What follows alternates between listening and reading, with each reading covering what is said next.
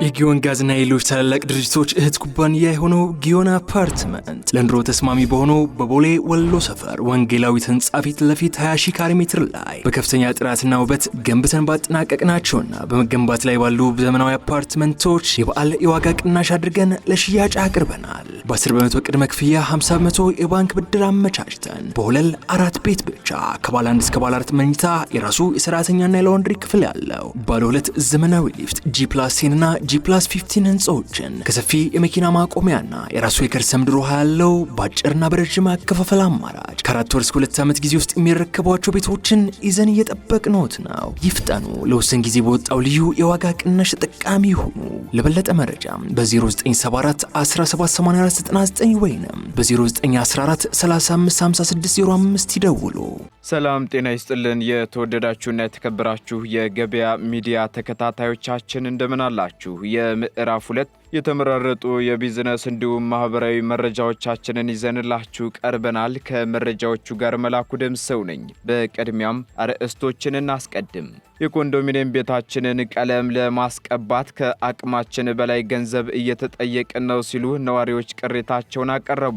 ጉዳዩን ተከትሎም የሚመለከተው አካልስ ምን አለ? በዝርዝር ይዘነዋል። አዋሽ ባንክ የውጭ ምንዛሬን ወቅታዊ አቅርቦት በተመለከተ መግለጫ ሰጥቷል። ሙሉ መግለጫውን የምናጋራችሁ ይሆናል። የኢትዮ ጅቡቲ ባቡር ለህብረተሰቡ የጥንቃቄ መልእክት አስተላልፏል። የጥንቃቄ መልእክቱ ምንድነው? የምናደርሳችሁ ይሆናል። በተደጋጋሚ የሚከሰተውንና በነዳጅ ማደያዎች ላይ ያለውን የናፍጣ እጥረትን በተመለከተ የወጣ መረጃ አለ፣ የምናደርሳችሁ ይሆናል። የተወደዳችሁ ተከታታዮቻችን እነዚህንና ሌሎች የቢዝነስ እንዲሁም የማህበራዊ መረጃዎቻችንን ይዘንላችኋል። እስከ መጨረሻው ትከታተሉን ዘንድ እየጋበዝን በዝርዝር ወደ ያዝንላችሁ መረጃዎቻችን እናልፋለን።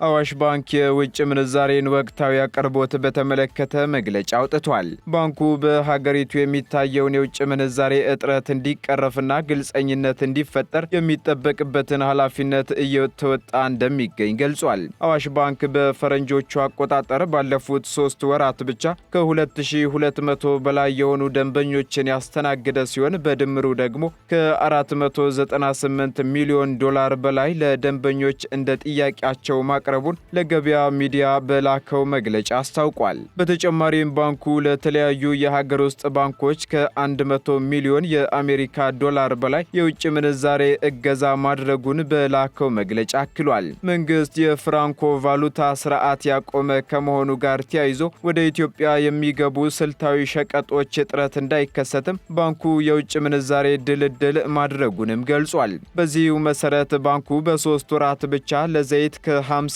ሚሊዮን ዶላር በላይ፣ ለነዳጅ 79 ሚሊዮን ዶላር፣ ለስኳር 20 ሚሊዮን ዶላር እንዲሁም ለሩዝ ደግሞ 11 ሚሊዮን ዶላር የሰጠ ሲሆን የትምህርትና የሕክምና የመሳሰሉ ክፍያዎችን ደግሞ ቅድሚያ በመስጠት የውጭ ምንዛሬ ድልድል እንዳደረገ በላከልን መረጃ አስታውቋል።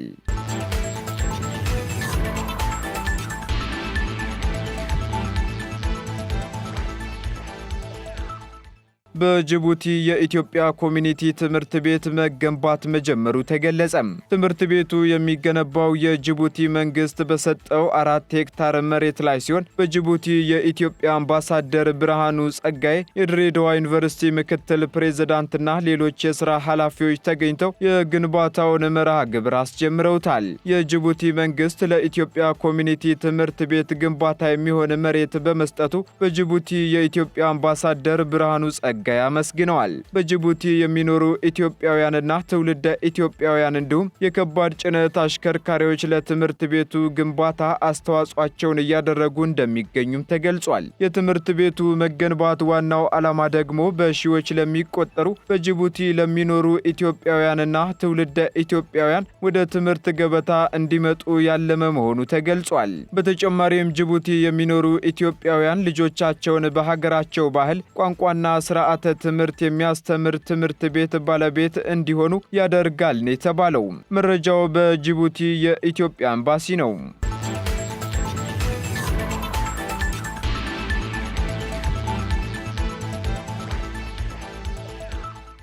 ቻይና በአሜሪካ ለተጣለባት ታክስ ተመሳሳይ አጸፋዊ እርምጃ መውሰዷ ተነገረም። ቻይና ከቀጣይ ሳምንት ጀምሮ ተግባራዊ የሚደረግ የ34 በመቶ ቀረጥ በሁሉም የአሜሪካ ምርቶች ላይ ለመጣል መወሰኗን አስታውቃለች። የቻይና እርምጃ የአሜሪካው ፕሬዝዳንት ትራምፕ ከቻይና ወደ አሜሪካ በሚገቡ ምርቶች ላይ የ34 በመቶ አዲስ የታክስ ታሪፍ መጣላቸውን ተከትሎ የሰጠችው ጠንካራ የበቀል እርምጃ አካል ነው ተብሏል። ቀደም ሲል አሜሪካ በየካቲትና መጋቢት ወር በቻይና ምርቶች ላይ የ10ና የ20 በመቶ ታክስ ጥላ እንደነበር ይታወሳል። ቤጂንግ ውሳኔው የንግድ ጦርነት የሚቀሰቅስ ድርጊት በማለት የተቃወመችው ሲሆን በአጸፋውም ሀገሪቱ ለተጣለባት ቀረጥ 15 በመቶ ታክስ መጣሏን እንዲሁ የሚዘነጋ አይደለም። ቻይና በተጨማሪ ቁልፍ በሆኑ የማዕድናት ንግድ ላይ ቁጥጥር እንደምታደርግም አክላለች። ይህ ደግሞ ከአሜሪካ ጋር የሚደረገውን ግብይት ሊገድበው እንደሚችል የተጠቆመ ሲሆን የቻይናን የበቀል እርምጃ ተከትሎ ደግሞ የአሜሪካ የአክሲዮን ገበያ ከኮቪድ ወረርሽኝ ወዲህ በእጅጉ መቀነሱ ተነግሯል። የቻይናን ውሳኔ ተከትሎ ትራምፕ ቻይና በድንጋጤ የማይሆን ጨዋታ ትጫወታለች ሲሉ ትሩዝ በተባለው በማህበራዊ ድረገጻቸው ላይ ባሰፈሩት መልእክት ተናግረዋል። በሌላ በኩል ቪየትናም፣ ህንድና እስራኤል በአሜሪካ የተጣለባቸው ቀረጥን ተከትሎ የሚደርስባቸውን ጫና ለመቀነስ ከፕሬዝዳንት ትራምፕ ጋር እየተነጋገሩ እንደሆነ ተነግሯል።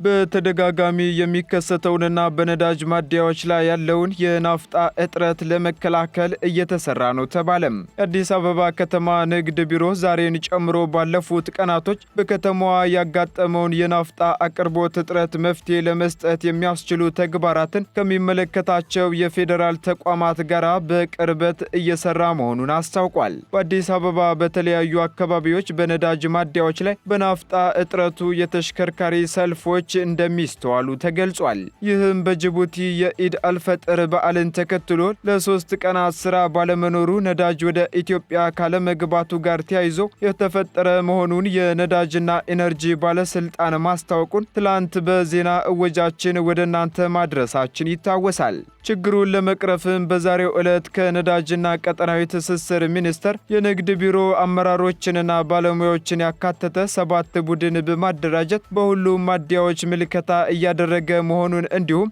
አፋጣኝ መፍትሄ ለመስጠት እየሰራ እንደሚገኝ የአዲስ አበባ ንግድ ቢሮ ገልጿል። ቢሮው አክሎም በቀጣይ መረጃውን በተከታታይ ለህብረተሰቡ አቀርባለሁ ቢልም በአዲስ አበባ በተለያዩ አካባቢዎች አሁንም ድረስ በነዳጅ ማደያዎች ላይ ረጃጅም የተሽከርካሪ ሰልፎችና ቅሬታዎች እየተበራከቱ መጥተዋል።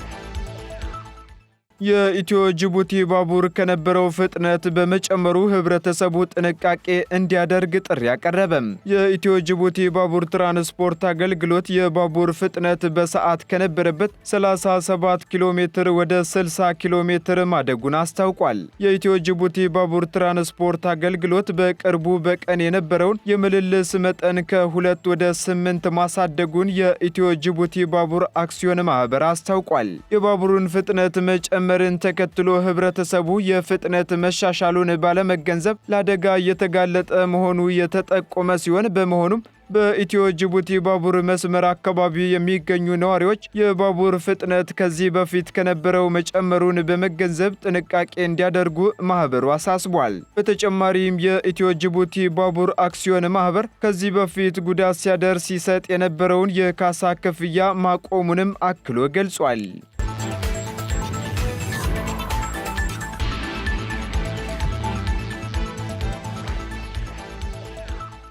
ውድ ተከታታዮቻችን ቀጥለናል። በመጨረሻ ወደምንመለከተው መረጃ አለፍን። የኮንዶሚኒየም ቤታችንን ቀለም ለማስቀባት ከአቅማችን በላይ ገንዘብ እየተጠየቅን ነው ሲሉ ነዋሪዎች ቅሬታቸውን አቀረቡ።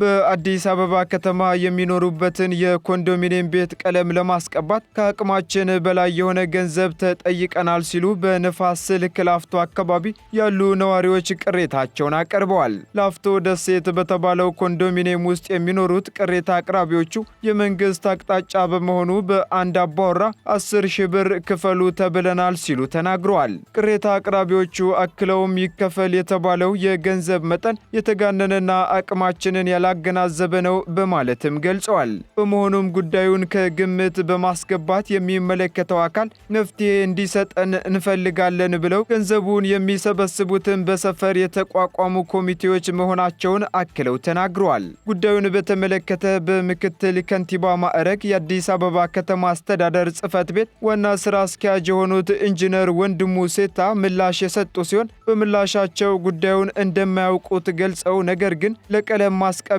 ይህን ያህል ክፈሉ ተብሎ የወጣ የገንዘብ ተመን እንደሌለ ተናግረዋል።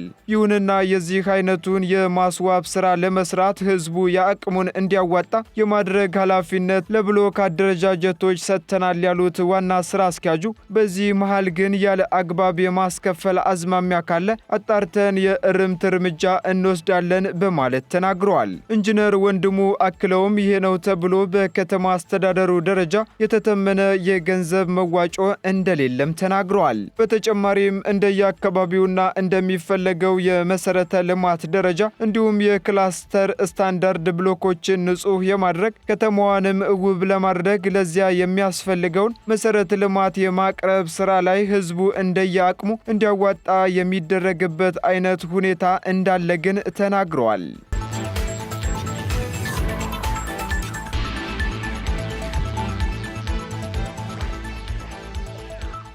የተወደዳችሁና የተከበራችሁ ተከታታዮቻችን ለምዕራፍ 2 ያዝንላችሁ የቢዝነስ እንዲሁም የማህበራዊ መረጃዎቻችን እነዚሁን ይመስሉ ነበር። አዳዲስና ትኩስ የቢዝነስ መረጃዎችን ለማግኘት ታዲያ የገበያ ሚዲያን እንድትወዳጁ እንጋብዛለን።